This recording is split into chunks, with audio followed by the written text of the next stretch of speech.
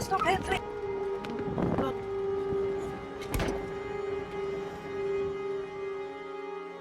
Welcome to a very warm and sunny Kenya. For the next week, I am going to be experiencing safari for the first time in Kenya.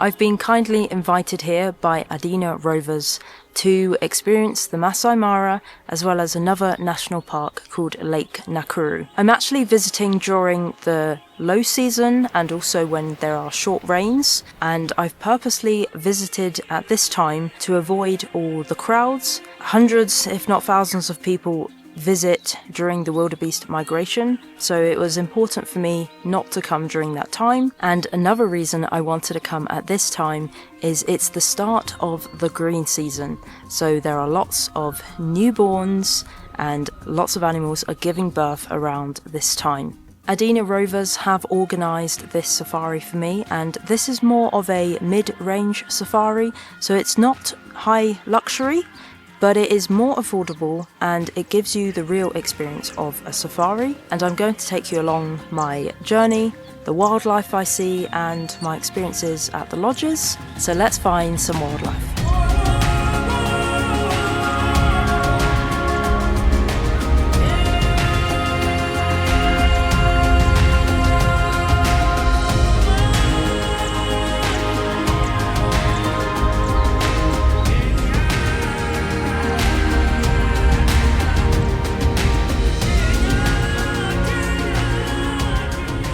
Well, it's not even 7 o'clock and we've had a really nice encounter. We spotted some zebra who were very alert and they were all looking in one direction, and I just tried to take a photo and I zoomed really closely in and I could see it was a female lion, and we then crossed over and we followed her for a bit and she had this gazelle in her mouth. I've never seen that before. Usually lions take much larger prey. Oh, was that alarm call? You heard her shh. Maybe she's on the move. Oh yeah. Victor had seen two very small mammals following the lion and he said it was cubs, and I got extremely excited. And there were two jackals following the lion, so sadly not lion cubs, but maybe one day. Sadly, we couldn't see the female lion again. Although my guide didn't mention this, it looked like she could be giving birth soon, especially since she was alone with such a swollen belly. Any thoughts on this?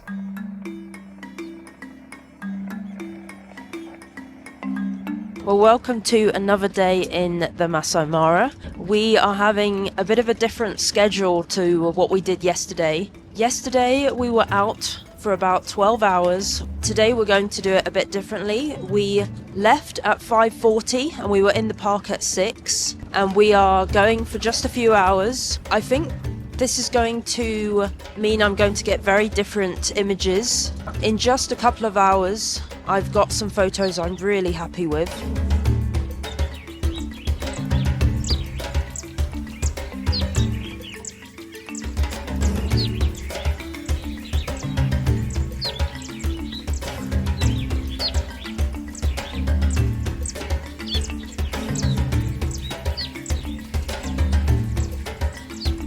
So, as I was saying, yesterday was very good for sightings. And if you're coming onto safari to see as many species as possible, then a full day safari is very productive. We saw leopard, cheetah, we saw 4 lions, we saw lots and lots of species. However, as a photographer, between 11 and 2 o'clock, it was not very productive. I did get one really nice high-key photo of a female giraffe and she's kissing her baby, so that was very nice. But otherwise, just in the past couple of hours, I have got lots of photos I'm extremely pleased with.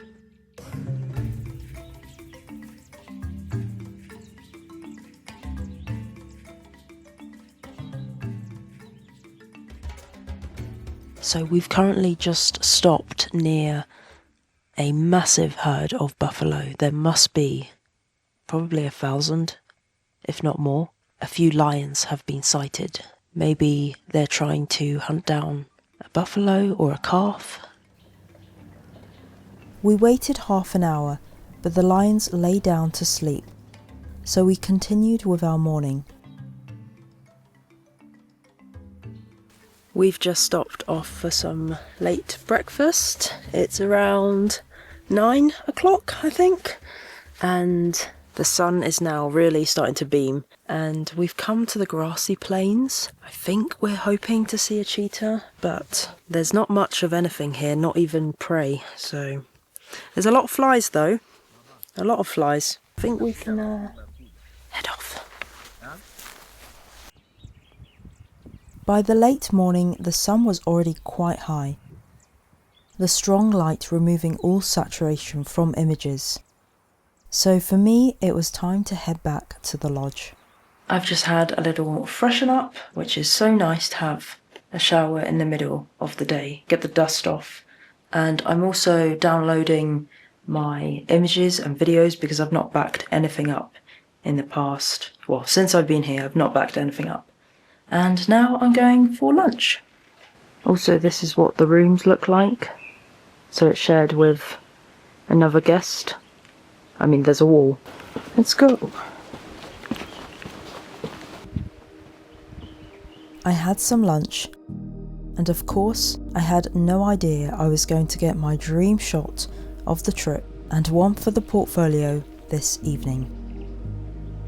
Thank you Squarespace for sponsoring this video. As you may know, Squarespace is the best place to host a professional website, and I've just started working on a new page called Work With Me. I want this to be targeted for charities, conservation projects and eco-lodges. It was so simple to put together on Squarespace. I started with one of the templates and customized it to fit my style. Squarespace has many features. You can have an online shop and monitor everything through the app.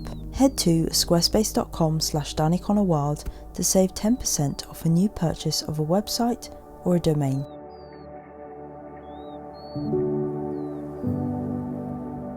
On our afternoon drive, we had a call for a cheetah. She was very alert, watching a herd of topi. We left her to not disturb her hunt. As the sun set, we found a big group of spotted hyenas.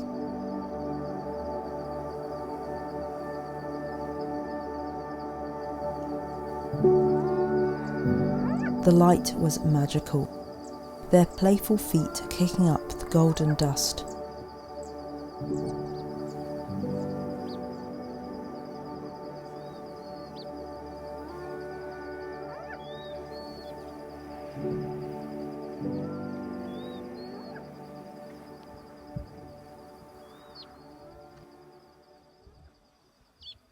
Suddenly, we were on the move. What the heck? Stop here, please! Yeah, oh my gosh. Not bad. Oh gosh. Just see. Yeah, that's done. Stop there. Yeah.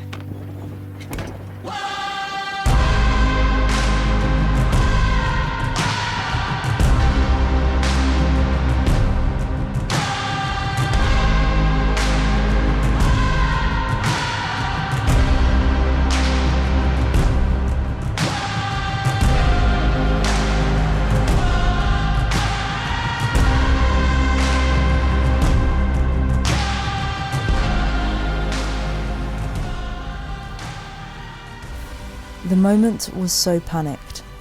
Fortunately, I had my camera and set up for the light.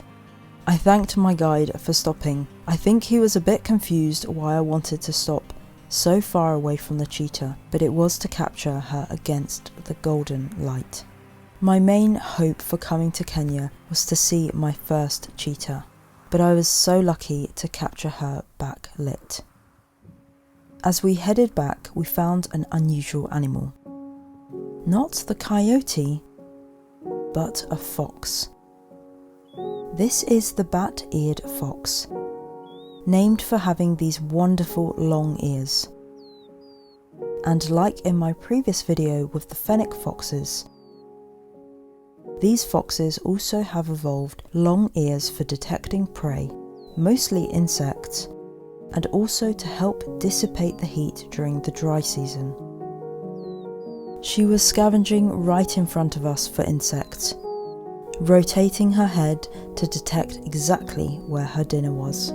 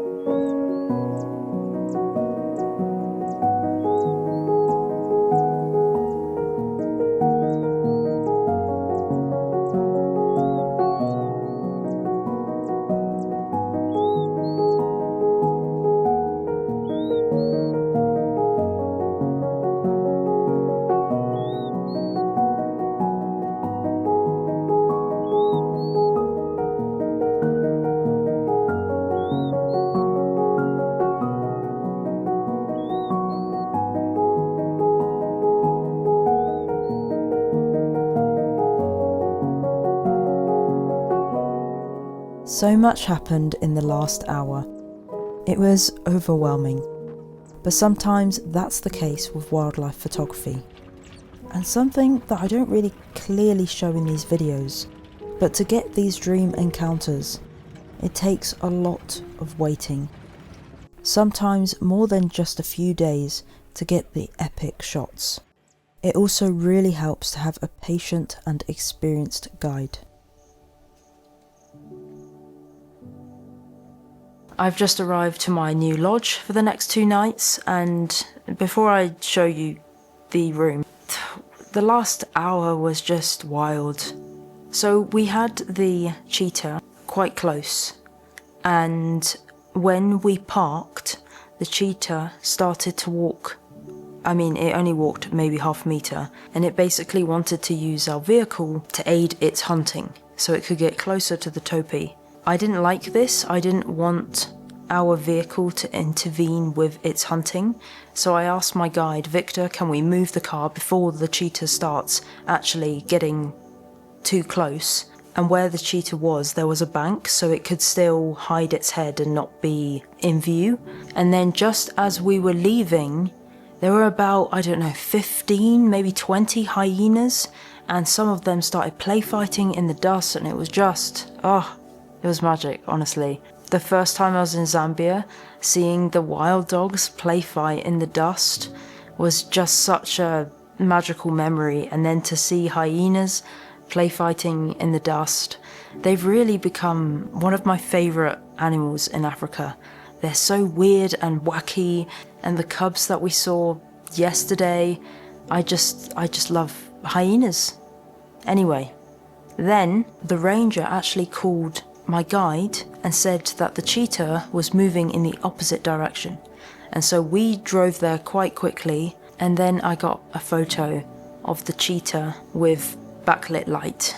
That was never on my cards of photos I could get, so to have that moment and to see the clear body and shape of the cheetah as it's walking and the backlit sun, I'm very pleased with that photo. And then the cheetah crossed the road and we started to just follow it just a little bit, but there was another vehicle. We were actually really lucky to have this sighting almost entirely on our own, but the other vehicle sort of blocked my view and I wasn't sure whether to go behind or in front, and I sort of missed a photo I really wanted.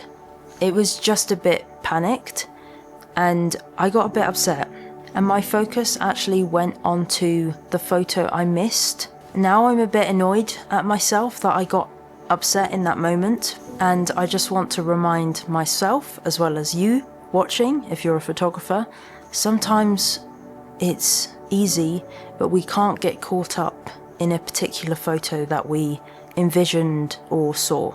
And sometimes it's very easy to get fixated on a photo or on photography and not just enjoy the moment.